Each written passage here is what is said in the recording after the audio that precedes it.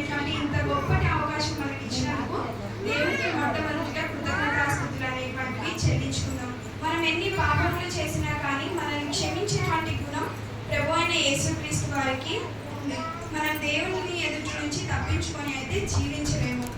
మనం ఏం చేస్తున్నా కానీ ప్రతి క్షణం మనల్ని వెంటాడుతూనే మన చుట్టూ ఉండి మనల్ని గ్రహించేటువంటి వ్యక్తి ప్రభు అయిన యేసుక్రీస్తు వారు అనేటువంటి సత్యాన్ని మనకందరికీ తెలిసి ఉంది. కానీ చాలా మంది దేవుడు నన్ను ఏం చేస్తాడులే అన్నట్టుగా జీవిస్తూ ఉంటారు ఈ లోకంలో.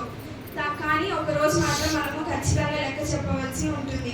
మన ప్రవర్తన అనేటువంటిది ఎలా ఉండాలి? ప్రభు అయిన యేసుక్రీస్తు వారు మనల్ని ప్రతి క్షణం పరిశోధించేటువంటి ప్రభు అయిన యేసుక్రీస్తు వారు మనకు ఉన్నారండి. మనము జాగ్రత్తగా మన నడవడికను, మన ప్రవర్తనను, మన తలంపుల్లో ప్రతి ఒక్క దాన్ని సక్రమంగా ఉంచుకొని ప్రభు అయిన యేసుక్రీస్తు వారిని స్తుతించి ఆరాధించేటువంటి వారిగా మనం ఉండాలి. మనం చెప్పింది వినేటువంటి గొప్ప వ్యక్తి యేసుక్రీస్తు వారు. మన బాధలన్నింటినీ తీర్చేటువంటి వ్యక్తి యేసయ్య. ఆయన మన వెంట ఉన్నాడు అనేటువంటిది మనం గ్రహించి మనకి ఏది అసాధ్యం అనిపిస్తుందో అది సాధ్యం చేయగల సమర్థుడు యేసుక్రీస్తు వారు. అంత గొప్ప దేవునికి మనము కృతజ్ఞతాస్తుతులు చెల్లిస్తూ ఆయనకి ఏ చోట ఉన్నా కానీ మనల్ని గ్రహిస్తున్నందుకు దేవునికి వందనాలు చెల్లిస్తూ మనం పాట ద్వారా ప్రభు అయిన యేసుక్రీస్తు వారిని ఆరాధించుకుందాం.